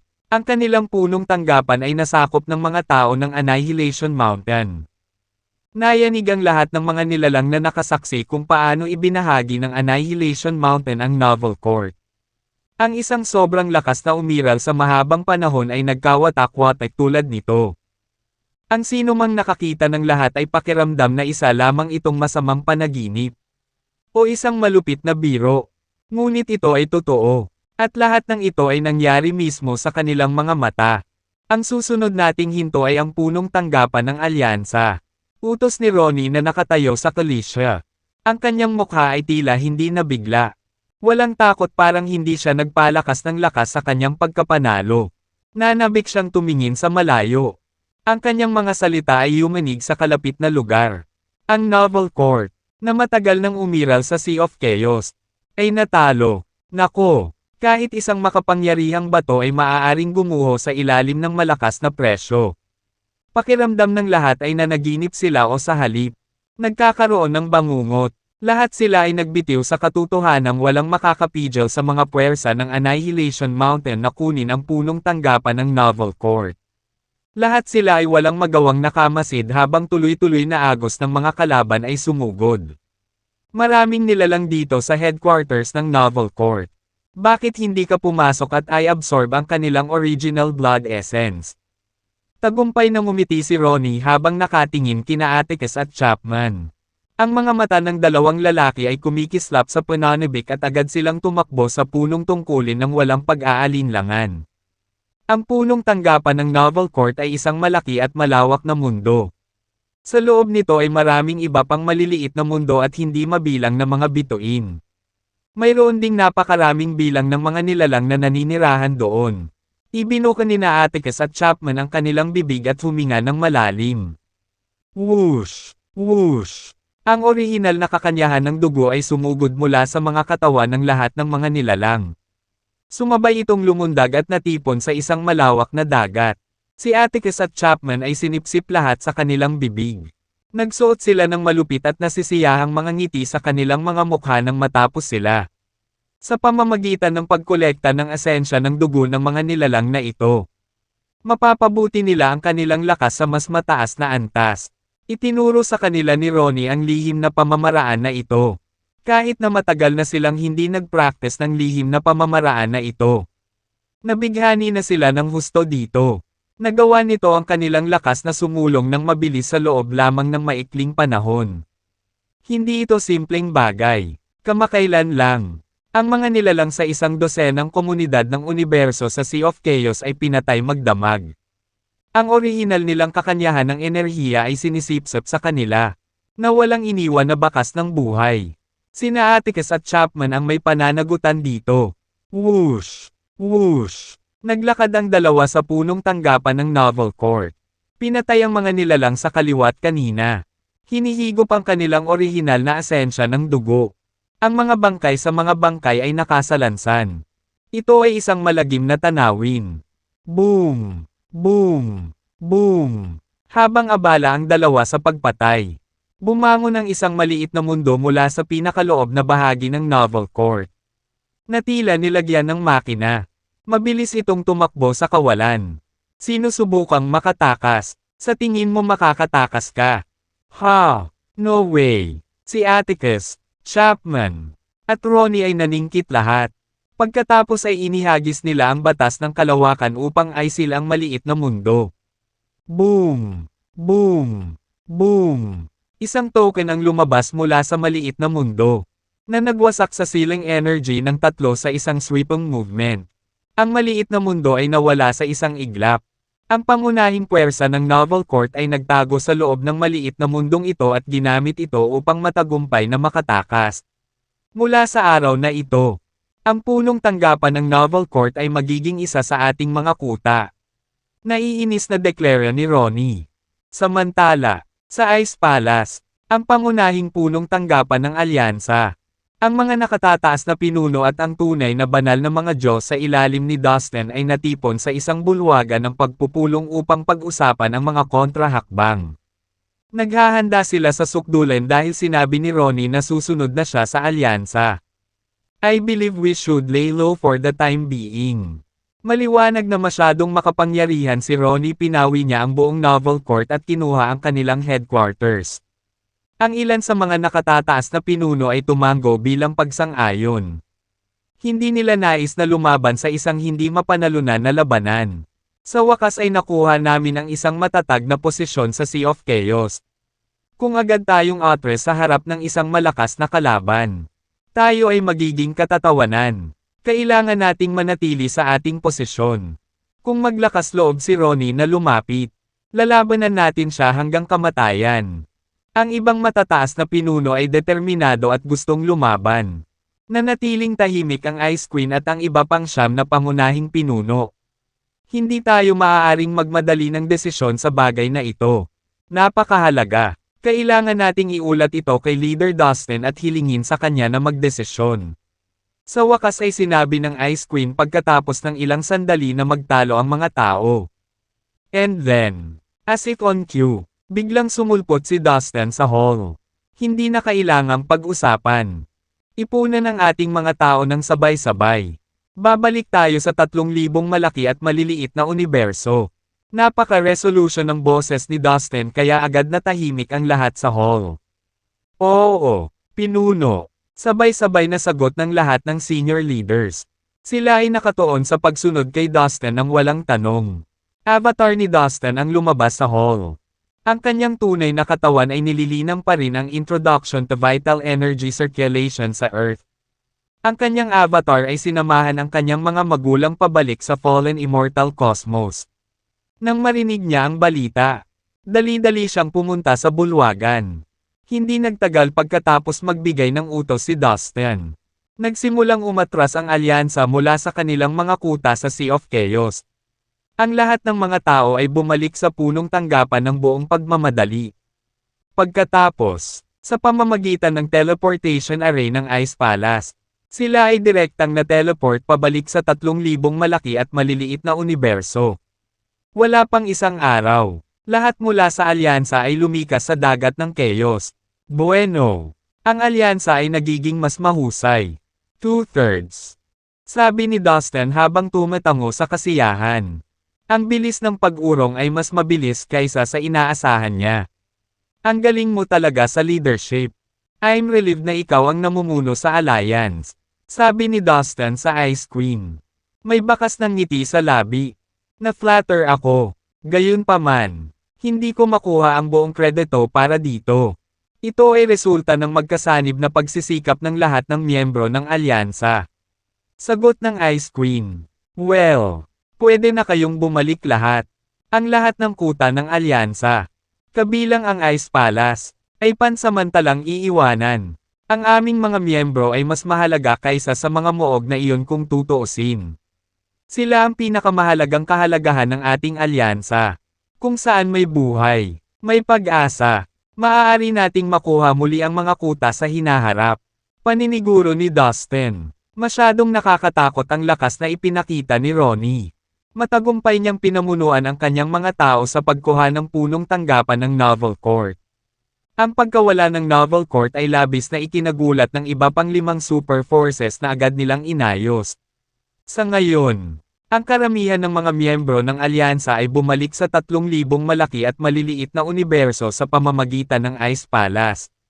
Tanging si Dustin at ang 12 zodiac na hayop ang naiwan sa Ice Palace.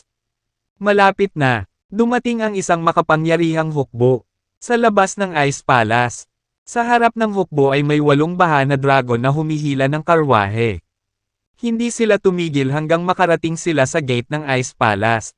Nandito na si Master Ronnie. Lahat ng miyembro ng alyansa, lumabas para tanggapin siya o harapin ang kahihinatnan. Isang semi-governing na Diyos ang nagpahayag habang siya ay humakbang sa harap ng hukbo. Sa kalisya, tumayo si Ronnie habang nasa likod ang mga kamay. Mataas ang ulo, malamig ang mga mata, ang kanyang dominanteng aura ay nanginginig sa bawat nilalang sa takot. How dare you ask us to come out to welcome you? Ikaw bastard, sino ka sa tingin mo? Ngumisi si Dustin habang siya at ang 12 zodiac animals ay lumabas ng Ice Palace. Imbecile, how dare you speak so rudely to our master? Sagot ng isang semi-governing na Diyos sa tabi ni Ronnie. Nag-aalab ang mukha sa galit. Dustin, nagkita ulit tayo. Pinandilatan ni Ronnie si Dustin gamit ang matatalas nitong mata. Tama, nakalimutan mo na ba na nilusob mo ang 3,000 malalaki at maliliit na universo noong nakaraan? Ngayon, nasaktan mo ang kalyadong hukbo. Tik, sabihin mo sa akin. Ronnie, sa tingin mo ba mabubuli mo na lang ako ng ganyan? Sigaw ni Dustin. Huminga ng malalim si Ronnie at umiling habang nagsasalita. Makinig ka, Dustin. Alam kong hindi madaling umabot ng ganito sa murang edad. Mas magiging mahirap na makahanap ng isang binata na makakalaban mo. Huminto siya saglit at tinitigan si Dustin na may mapait na ngiti. At saka nagpatuloy. You know what? Humanga talaga ako sayo. So how about I give you a chance? Ipinapangako kong sanayin ka para maging pinakamakapangyarihang mandirigma sa magulong espasyong ito. Gayunpaman, iyon ay kung handa ka lamang na sundan ako at magtrabaho para sa akin sa hinaharap. Huwag kang magduda sa kakayahan kong gawin iyon.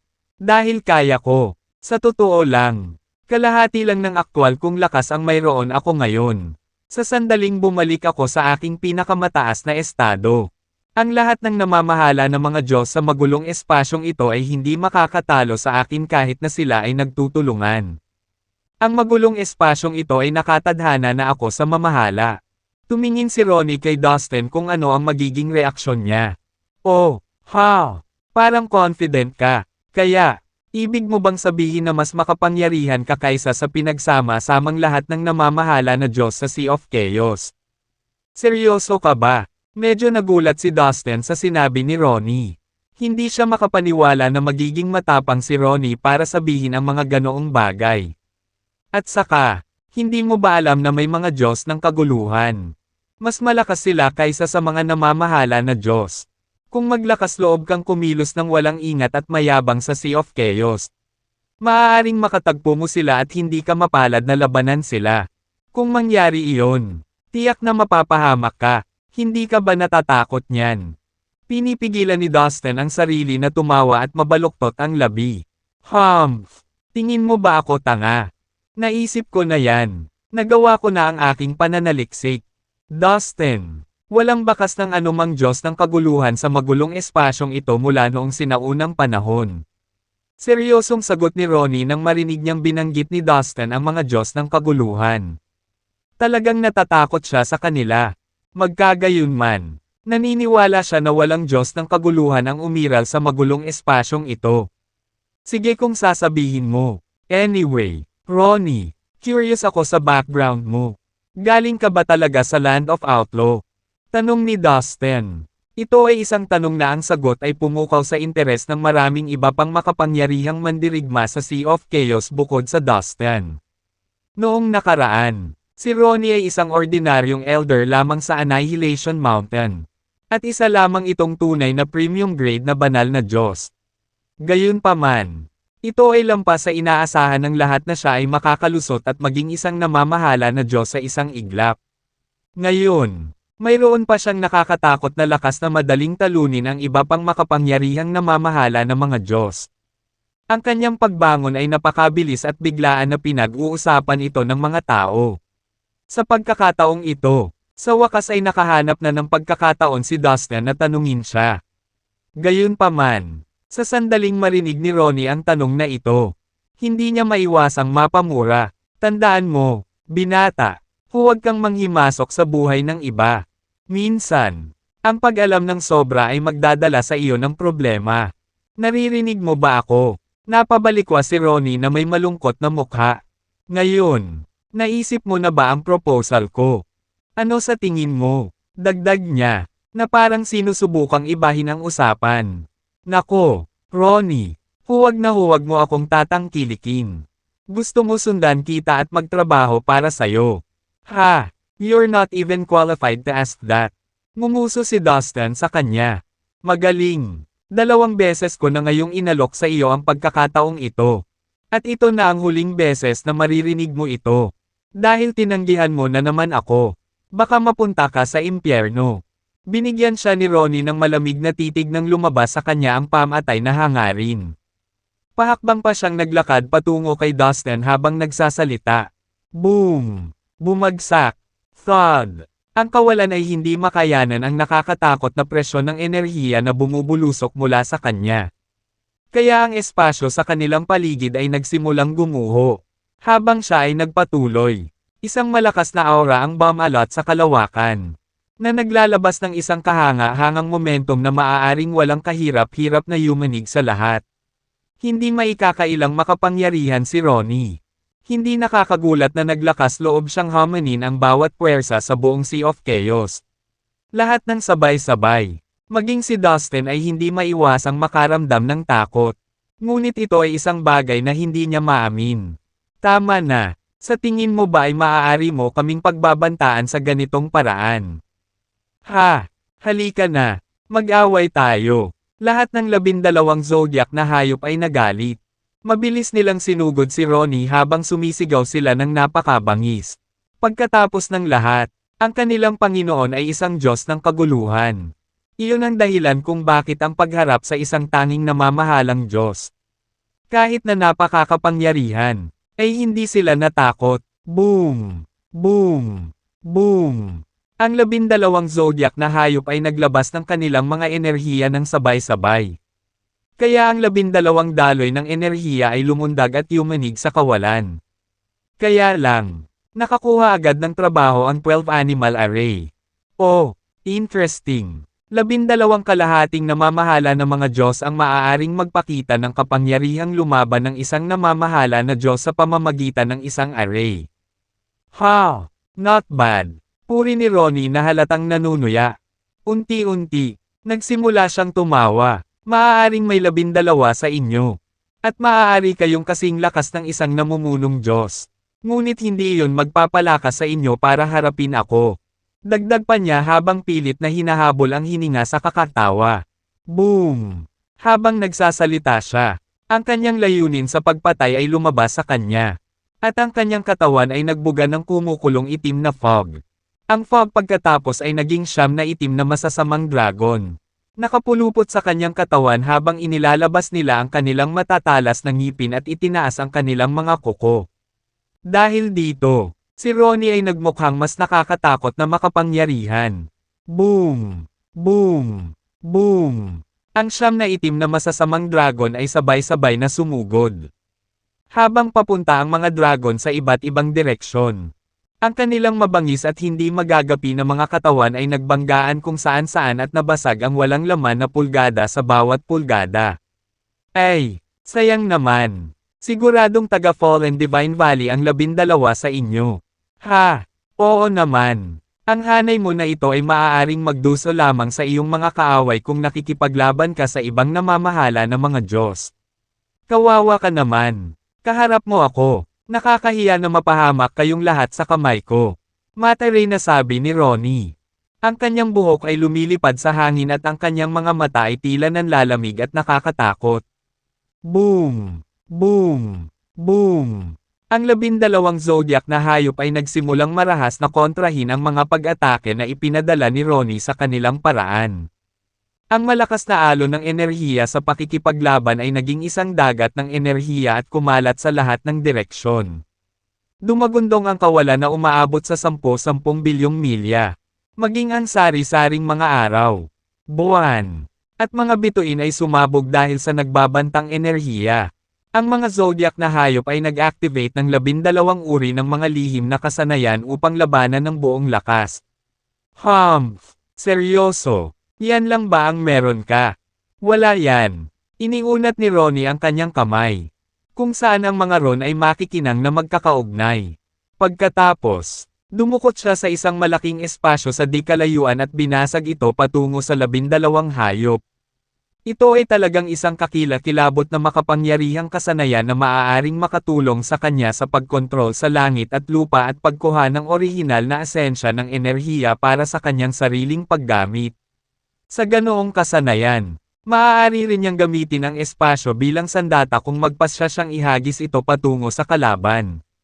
Boom! Bumagsak! Thud! Iniunat ni Ronnie ang kanyang mga kamay ng paulit-ulit upang putulin ang espasyo at gawing sandata ang mga sirang espasyo. Bilang resulta, ang mga piraso ng espasyo ay ihahagis na parang malalaking bato sa direksyon ng 12 zodiac na hayop. Samantala, ang mga itim na masasamang dragon ay nagngangalit at umikot-ikot sa paligid. Na may dalang madilim, malagim na fog habang sinusubukan nilang lumunin ang mga zodiac na hayop. Ito ay napakalawak na ang hamog sa wakas ay pinilit silang umatras. Dustin, humanda ka sa pagbabalik. Dapat nating aminin na ang kapangyarihan ng matandang ito ay napakabigat. Sinubukan ng 12 hayop na palayasin ang kanilang sarili habang ang mga piraso ng espasyo ay dumating sa kanilang paraan habang tinatawag nila si Dustin. Tik, saan ka ba pupunta? Huli na para makatakas kayo ngayon. Tahol ni Ronnie sa kanila habang sinusubukan nilang lumipad. Buzz! Mula sa asol, puting ulap ay biglang lumitaw sa kawalan. Kakatwa! Ang mga ulap ay nagpakpak ng kanilang mga pakpak at sumugod patungo sa Dustin. Mga puting surot. Ano ba? Oh, ayan na. So, Ronnie, may kinalaman ka talaga sa Land of Outlaw. Ha? Pasiga na tanong ni Dustin. Tila, ang mga puting ulap sa harap niya ay hindi talaga mga ulap. Ngunit hindi mabilang na maliliit na puting bog. Nakilala niya ang maliliit na nilalang na ito pabalik sa Land of Outlaw. Ngayon, nakaharap ni Dustin ang milyon-milyong puting surot na ito habang galit na galit nilang ibinababa ang kanilang mga pakpak. Hinalaw ng mga surot ang kawalan at sumugod pa sa kanya ng walang pag-aalinlangan. Nagkukumpulan silang lahat at napalibutan si Dustin sa isang segundo. Kung siya ay magiging ganap na tapat, nakita niya ang mga bug na ito na hindi kapani-pani walang nakakatakot. Higit pa rito, ang kanilang pinaka natatanging tampok ay ang kanilang napakatigas at matigas na katawan. Halos imposibleng patayin sila. Ginamit ni Dustin ang kanyang isip upang ipakita ang mind sword skill habang kinakaharap niya ang napakaraming puting bog. Umalangaw-ngaw sa paligid niya ang isang matunog na kalansing. Ang hindi kapani-paniwalang mabilis na espada sa pag-iisip ay pinipilit ang mga puting surot na umatras. Walang insekto ang makakalapit kay Dustin ngayon. Ang espada ng isip ay mas mabilis kaysa sa kahulugan na kahulugan. Ang mind sword skill ni Dustin ay maaaring magdulot ng malaking pinsala sa mga tunay na premium grade na Divine God. Maaari itong magdulot ng ilang partikular na pinsala at mapamahalaan upang pigilan ang mga semi-namamahalang Diyos. Gayunpaman, wala itong epekto sa mga namamahala na Diyos. Iyon ang dahilan kung bakit hindi ginamit ni Dustin ang mind sword skill laban kay Ronnie. Higit pa rito, ang Dustin na ito ay isang avatar lamang. Ang kanyang kapangyarihan ay mas mababa sa 1/10 ng tunay na Dustins. Hindi siya lumapit para tulungan ang 12 zodiac animals para sa parehong dahilan. Kung narito ang totoong katawan ni Dustin, gumamit siya ng lahat ng uri ng pamamaraan upang matulungan ang 12 zodiac na hayop. Kahit na ang kanilang kalaban ay isang namamahala na Diyos, hindi lang siya tatayo sa gilid. Hindi ko inaasahan na linangin mo ang mind sword skill. Sabi ni Ronnie na nangangitim ang mukha. Ang mind sword skill ay nangyari ng mind power. Ang kapangyarihan ng isip ay hindi sikat at mahirap linangin dahil kailangan nito ng talento. Alam ni Ronnie na mahina pa rin ang mind power ni Dustin. Kaya naman hindi sapat ang kapangyarihan na kanyang pinakawalan. Kung linangin niya ang kanyang kapangyarihan sa pag-iisip sa isang mataas na antas, ang kapangyarihan na kanyang pinakawalan ay magiging lubhang kahanga-hanga na kahit na ang mga namamahala na Diyos ay kailangang mag-ingat dito. Mahirap linangin ang kapangyarihan ng pag-iisip. Ngunit kapag ang isang magsasaka ay nakabisado na, ang kanyang kapangyarihan ay hindi maiisip. Mga sir, alis na po tayo, sabi ni Dustin sa 12 zodiac animals habang pinapagpag ang mga puting surot. Pinilit din ni Ronnie na umatras ang 12 zodiac animals. Tara na, sigaw ng asong lumalamon sa langit. Ang 12 zodiac na hayop ay umikot bilang isa at sumugod sa kailaliman ng Ice Palace. Manatili, angal ni Ronnie. Seal, sa pamamagitan ng pagwagayway ng kanyang kamay. Nagsimulang gamulong ang itim na ambon sa Ice Palace. Ang kabuuan ng Ice Palace ay agad na natakpan ng itim na ambon. Kalawakan at oras na nakatatak sa kanilang sarili. Natahimik ang lahat. Ang 12 zodiac na hayop ay tumigil. Sorpresang nagpapakulay sa kanilang mga mukha. Ngunit ang kanilang Panginoon ay isang Diyos ng kaguluhan, na nagliliwanag ng maraming makapangyarihang lihim na kasanayan sa pagpapakita na nawala. Naging 12 tuldok ng liwanag ang mga ito at bumili sa isang teleportation array sa kailaliman ng Ice Palace. Inactivate ni Dustin ang Reincarnation Token at ang Secret Reincarnation Skill para sumugod sa teleportation array. Boom! Na-activate na ngayon ang array. Si Dustin at ang 12 zodiac na hayop ay sabay na nawala. Boom! Isang higanting itim na kamay na may kakaibang aura ang bumagsak sa teleportation array kaagad pagkatapos. Sumabog ang array. Ang teleportation channel na konektado sa array ay patuloy na bumagsak. Ilang sandali pa, sa isang kawalan na hindi kalayuan sa 3,000 malaki at maliliit na universo. Boom! Sumabog ang kawalan. At sa parehong iglap, isang teleportation channel ang makikitang nabasag. 13 gulong-gulong mga figure ang nahulog sa kawalan.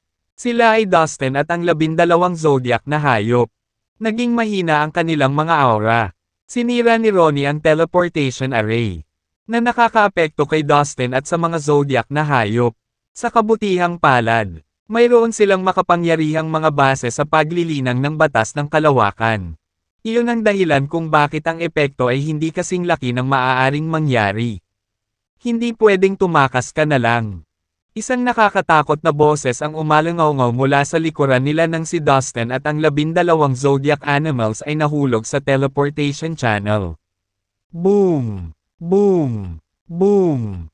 Isang figure ang lumabas sa nabasag na teleportation channel, na naglabas ng hindi maipaliwanag na malakas na aura. Si Ronnie yun. Hinabol niya si Dustin at ang kanyang mga kasama sa pamamagitan ng nawasak na teleportation channel. Napakalakas niya talaga. Boom! Siya ay nakakatakot na mabilis habang siya ay humahakbang patungo sa Dustin at sa 12 zodiac na hayop. Ang kanyang katawan ay pinupunit ang kawalan. Ang kawalan ay patuloy na sumabog. Hindi mabilang na mga fragment ng espasyo ang nahuhugasan sa anumang naibigay na sandali. Nararamdaman ni Dustin at ng 12 zodiac na hayop ang isang kakilakilabot na enerhiya na dumarating sa kanila. Ang espasyo ay ngayon ganap na selyado. Inactivate ni Dustin ang Reincarnation Token. Ginamit ng 12 zodiac na hayop ang kapangyarihan ng batas ng espasyo para lumaban sa tabi ni Dustin. Isang maliwanag na liwanag ang lumabas sa Reincarnation Token. Agad na nag-teleport ng 12 zodiac na hayop at Dustin sa 3,000 malalaki at maliliit na universo. Nagmura si Ronnie, ngunit patuloy pa rin siya sa paghabol sa kanila. Nagpatuloy ang mga pagsabog sa malaking bahagi ng kalawakan. Nakakakilabot ang lakas ni Ronnie. Sa kabutihang palad, ang Reincarnation Token ay nagdala kay Dustin at sa kanyang mga kasama sa 3,000 malaki at maliliit na universo. Boom! Isang malaking Grand Geomancy Array ang na-activate.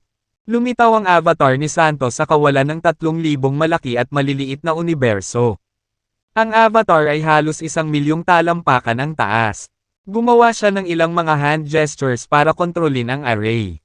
How dare you invade the 3,000 big and small universes? Umalis ka dito. Sigaw ni Santos. Mabagsik ang boses. Marangal ang mukha. Ang maliit na magic array na ito ay hindi maaaring hamarang sa aking daraanan. Sabi ni Ronnie. Humakbang paakyat sa Grand Geomancy Array at tinamaan ito ng palad. Ang kanyang marahas na kapangyarihan ng palad ay lubos na nakakatakot. Para bang ang puwersa ng 10,000 universo ay sabay-sabay na bumasag sa hanay. Umuulan ang itim na usok. Nawinasak ang espasyo at nagbibigay ng ilusyon na malapit na ang katapusan ng mundo. Ngunit nang tumama ang palad ni Ronnie sa Grand Geomancy Array, wala itong epekto. Ang array ay nanatiling matatag. Napakatigas. Bulalas ni Ronnie.